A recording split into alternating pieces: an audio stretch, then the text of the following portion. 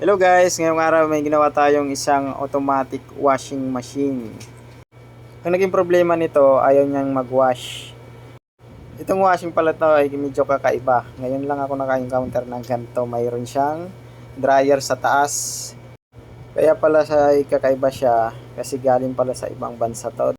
Ayun na nga guys, medyo nahirapan tayo sa pagre-repair. Umabot tayo ng 4 na oras sa paggawa nito. Kasi hindi natin pamilyar yung mga wiring. At marami din siyang sensor na nakalagay kung saan saan. Sa ganitong sitwasyon, nahirapan talaga ako kasi hindi common sa akin yung ganitong washing. Pero ganun pa man, hindi natin to sinukuan. Hanggat nakita natin ang naging problema nito.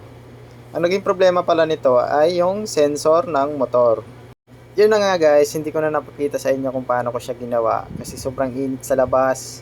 Hindi ako makapag-video ng maayos. Kasi ayun na guys, napa-wash ko na siya na maandar na po yung motor at saka nag-i-spin na rin siya.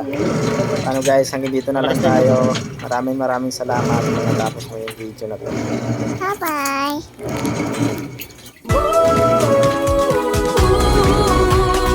Pag complicated na ang problema, huwag mag-alala, di ka mag-iisa.